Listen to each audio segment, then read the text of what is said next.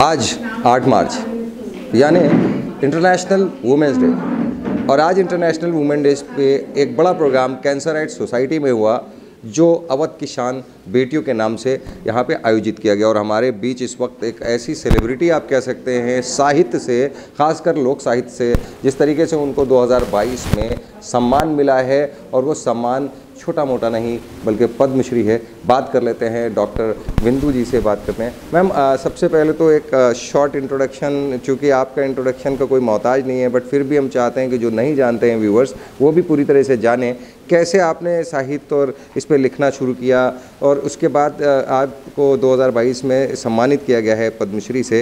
ये हमारे लिए बड़ी सम्मान की बात है कि हम आपसे बात कर रहे हैं। क्या कहना चाहेंगे इंटरनेशनल वुमेंस डे पे?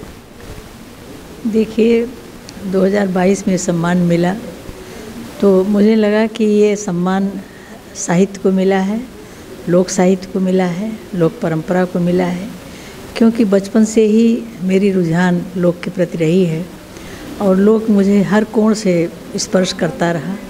मैंने जो भी अनुभव किया गांव में रह कर के, जो बड़ी बूढ़ियों से, नानी दादी से, इनसे जो कहानियाँ सुनी, जो गीत सुने, जो संस्कारों के अवसर पर उनके जो लोक कलाएँ बनाती थीं और जो रिचुअल्स हैं हमारे, उन सबको देखकर मुझे लगता था इसके पीछे क्या है जो इतने दिनों से चले आ रहे हैं। और मैं सोचती रहती थी, वो गाती थी लेकिन वो उसका जानती नहीं थी क्यों, इसका क्या भाव है, क्या इसमें क्या गहराई है।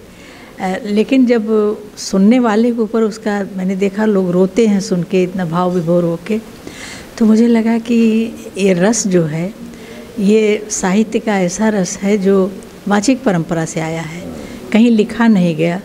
तो ये इन लोगों के कंठ में है और इनके कंठ के में जब तक है तब तक है, इनके जाने के बाद ये चला जाएगा। तो मैंने बचपन से ही इन गीतों को इकट्ठा करना शुरू किया। फिर जब शोध करने का अवसर हुआ, वहाँ BHU से मैंने शोध किया, तो मेरे गाइड थे डॉक्टर भोला शंकर व्यास जी, PhD के, तो बहुत संस्कृत के बहुत बड़े विद्वान थे।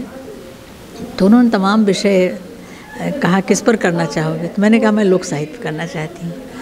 तो उन्होंने कहा लोक साहित्य बहुत व्यापक है, इसमें कुछ अपने ज़िले के, मतलब खाली अपने यहाँ के केवल एक विधा लो, लोकगीत है, लोक कथाएँ बहुत सारी हैं, बड़ा व्यापक हो जाएगा। तो केवल लोकगीतों पर मैंने किया। लेकिन जब भी कहीं जाती थी यात्रा में, तो वहाँ के लोकगीतों को सुन करके तुलना करती थी कि यही गीत जो मैं यहाँ सुन रही हूँ, यही बिहार में भी है, यही राजस्थान में भी है, केवल भाषा का थोड़ा सा अंतर हो गया है, भाव वही है। कश्मीर से लेकर के कन्याकुमारी तक वही भाव, ये राष्ट्रीय एकता का हो, चाहे कुटुंब को जोड़ने का भाव हो, चाहे अपनी परंपरा के प्रति एक जो लगाव की बात हो। और एक आध गीत ऐसे भी मिले कि जैसे पूछती है कि बेटी अपने पिता से पूछती है किस वन में सुपारी फलती है और किस वन में नारियल फलता है और किस वन में केसर उगती है, तो मैं जो है कुसुमी रंगाना चाहती हूँ। फिर वो उत्तर भी देती है सुन करके कि बाबा बन फरई सुपरिया, ससुर बन नरियर, और पिया बन छुए कुसुमिया, मैं कुसुमी रंग हूँ। तो ये कहाँ नारियल फलता है, कहाँ सुपारी? तो उत्तर से दक्षिण तक, दक्षिण से उत्तर तक, पूर्व से पश्चिम तक, ये सारी जो हमारी परंपरा बिखरी है, जो हमारे गीत बिखरे हैं, उनका सबका मैंने जब देखा कि एक भाव है। चाहे मूर्तियों को ले लीजिए, चाहे पूजा उपासना पद्धतियों को ले लीजिए, सब में एक ही भाव है कि हमारी संस्कृति कितनी गूढ़ रहस्य रखती है, कितना आस्था का स्वर देती है। इसलिए मेरी रुचि बढ़ती गई और मैंने इस पर काम किया, और आज तक मैं जो भी लिखती हूँ उसमें मेरा लोक उतर आता है। क्या कहेंगी वुमेंस डे पे बच्चियों के लिए, महिलाओं के लिए, जो आज आप एक पद्मश्री हैं, आपने एक सम्मान दिया है देश को, देश का नाम रोशन किया है आपने अंतर्राष्ट्रीय पटल पर। क्या कहना चाहेंगे जिस तरीके से आज महिलाएं भारत की काम कर रही हैं और आगे बढ़ना चाहती हैं, और कहीं ना कहीं कुछ अपराध भी महिलाओं के साथ हो रहे हैं, दोनों को मिक्स करके आप क्या जवाब देंगे? देखिए, महिलाओं ने अपनी शक्ति को पहचान लिया है। ये जो सशक्तिकरण शब्द है ये भ्रामक है, वो तो स्वयं शक्ति हैं। ज़रूरत थी कि वो अपनी शक्ति को पहचाने, तो वो पहचान लिया है। आज वो उनके सामने खुला आकाश है और अपने पंखों में उड़ान भरकर वो जहाँ चाहें जा सकती हैं, जहाँ चाहें जो भी चाहें कर सकती हैं। और बेटियों ने करके दिखाया भी। जिनको अवसर कम मिला उन्होंने भी संघर्ष करके प्रमाणित किया कि हमारी शक्ति क्या है, हमारी सामर्थ्य क्या है, हम क्या बनना चाहते हैं, वो हम करके दिखाएंगे। तो एक जो ये सकारात्मक पहल हुई है, इससे मनोबल भी बढ़ा है। और अभी तक लोग स्त्रियों के बारे में बात करते थे, साहित्यकारों ने भी नारी के बारे में बहुत लिखा, नारी क्या है, कैसी होनी चाहिए, कैसी नहीं होनी चाहिए। लेकिन आज नारी स्वयं लिखने लगी है, स्वयं अपनी बात कहने लगी है। तो उसने अपने को पहचाना और ये भी अपने महत्व को भी पहचाना। मैं क्या हूँ, कैसा मुझे होना चाहिए, वो स्वयं तय कर रही है। आर्थिक दृष्टि से भी निर्भर हुई, अपने को इतनी समर्थ बनाया कि किसी के गुलाम नहीं है। यहीं पर एक सावधानी की भी ज़रूरत है। नारी विमर्श ने थोड़ा कुछ ऐसा वातावरण बनाया कि उसका गलत अर्थ लगने लगा। स्त्री और पुरुष को प्रतिद्वंदी के रूप में लोग देखने लगे। प्रतिद्वंदी नहीं है, ये दोनों एक दूसरे के पूरक हैं। और जहाँ प्रतिद्वंदता के भाव आए, भाई बहन में प्रतिद्वंदता होने लगी, तो ये गलत हुआ। तो इसलिए उसको सचेत भी रहना है। दूसरी बात ये कि हमारी बेटियों को ये भी सचेत रहना है कि वो उपभोग का संस्कृति के शिकार न हो जाए। वो उपभोग की वस्तु स्वयं को न प्रस्तुत करें। ये जो प्रसाधन के तमाम विज्ञापन होते हैं, इनका विरोध होना चाहिए। नारी जो है उपभोग की वस्तु नहीं है, वो एक स्वतंत्र उसका व्यक्तित्व है, माननीय है, वो वंदनीय है रही है, जो हमारी संस्कृति में रहा है। तो उस दृष्टि से भी सतर्क रहने की ज़रूरत है। और अपने आसपास के परिवेश में कहीं भी कोई दुखी है, कोई प्रताड़ित है, उसके साथ खड़े होने का भी जो चाव आज बेटियों में पैदा हुआ है, ये भी स्वागत योग्य है। यहाँ ये भी ध्यान देना है कि वो केवल उन्नति के बाद केवल अपने ही लिए न सोचे। अपने लिए भी सोचना अच्छा है, ज़रूरी है, क्योंकि अपने लिए सोचेगी, स्वयं अपने व्यक्तित्व का, अपने सामर्थ्य का विकास करेगी, उससे समाज का, राष्ट्र का भला होगा। लेकिन केवल अपने बारे में न सोचे, बल्कि अपने समाज के बारे में, अपने परिवार के बारे में, अपने देश के बारे में। और पूरे अंतर्राष्ट्रीय स्तर पर आज अंतर्राष्ट्रीय नारी दिवस है, तो पूरे राष्ट्र को एक कुटुंब मानने का जो हमारा भारतीय संस्कृति का भाव था, उस भाव को भी बचाए रखना है। क्योंकि आज दुनिया इतनी छोटी हो गई है, कहीं भी देश के किसी, विश्व के किसी कोने में कोई दुर्घटना होती है तो हमको तुरंत खबर मिल जाती है। मुट्ठी में कहते हैं ना, दुनिया मेरी मुट्ठी में। आज ऐसी हो गई स्थिति, तो कहीं भी कोई आतंक होता है, कहीं कोई बीमारी होती है, तो उसका पूरा समाचार सबके मन को दहला देता है। तो इनसे भी बचें, बीमारियों से बचें। कैसे जो संकट में हैं उनकी हम कैसे क्या मदद कर सकते हैं, इस ओर भी सोचें आज की बेटियां। और ये उनका दायित्व भी है, उनका स्वभाव भी है। एक सवाल है मैम, एक बात पूछना है इसी बीच में। अभी आपने कहा ना, प्रसाधन को लेकर जिस तरीके से महिलाओं को अपमानित करने के लिए जिस तरीके के विज्ञापन और बाकी चीज़ें आ रही हैं, उसमें मेरा सवाल ये है कि ख़ास तौर पे उसमें फिल्म के बड़े बड़े अभिनेता हैं, सरकार भी उसमें कहीं ना कहीं, चूँकि सेंसर बोर्ड है जो उसको मना कर सकता है, काट सकता है, ये नहीं कर रहे हैं।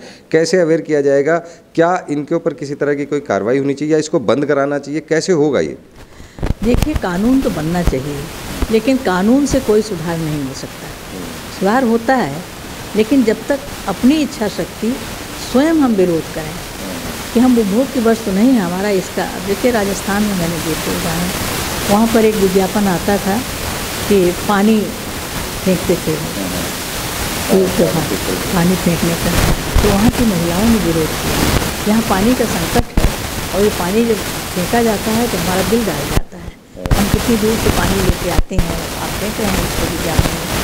तो इस तरह से एक अवरोध का, एक प्रतिरोध का स्वर भी उठाना चाहिए, स्वयं उठाना पड़ेगा। हम दहेज की वस्तु नहीं हैं, हमारे साथ दहेज जाए और हमारा अपमान हो, न दहेज मिले, तो इसका प्रतिरोध भी लड़कियों को ही करना पड़ेगा।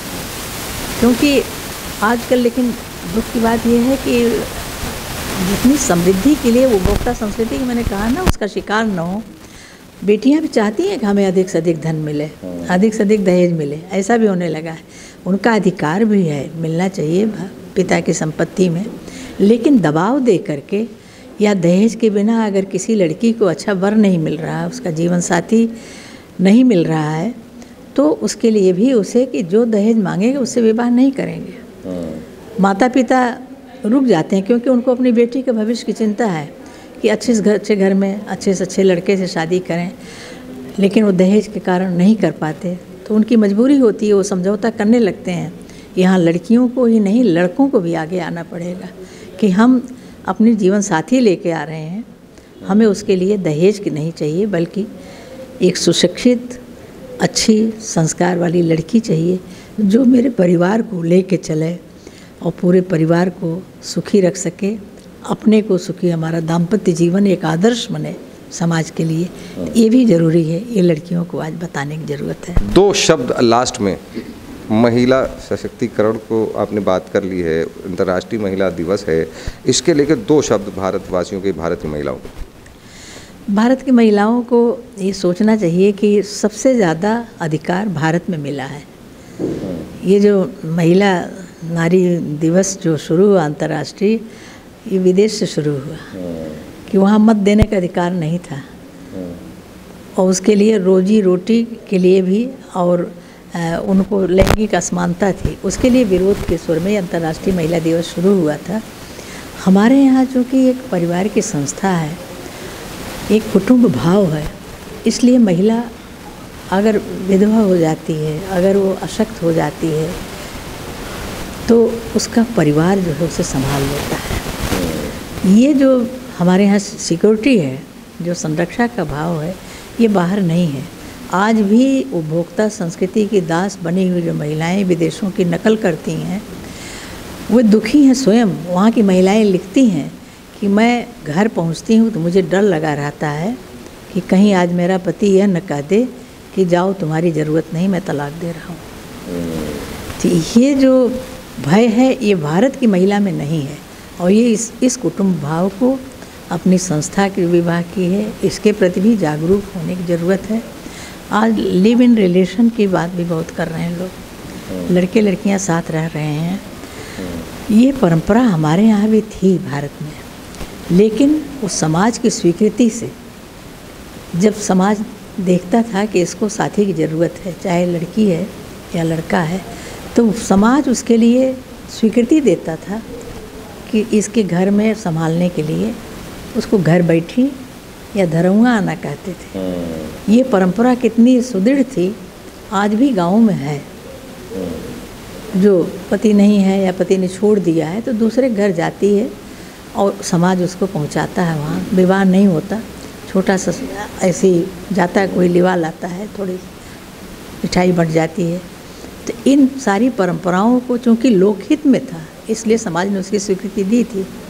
आज लिव इन रिलेशन में लोग तर्क देते हैं कि हमारी इच्छा है, लेकिन ये टिक कहाँ रहे संबंध। इन संबंधों में तुरंत टूटन आ रही है, और ख़ास करके अगर बच्चा हो गया, बच्चा किसके पास रहे, तलाक हो रहे हैं तो बच्चा माँ के पास।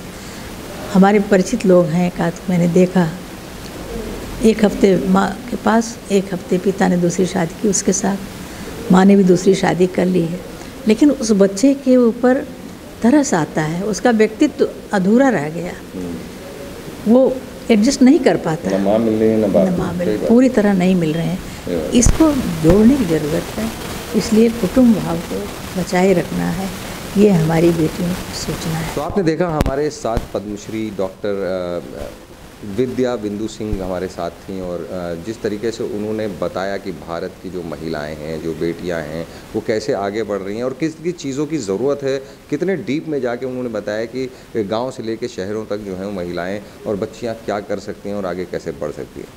बने रहिए हमारे साथ। कैमरा पर्सन नूर के साथ Junaid Pathan, 9 PM news live, Lucknow.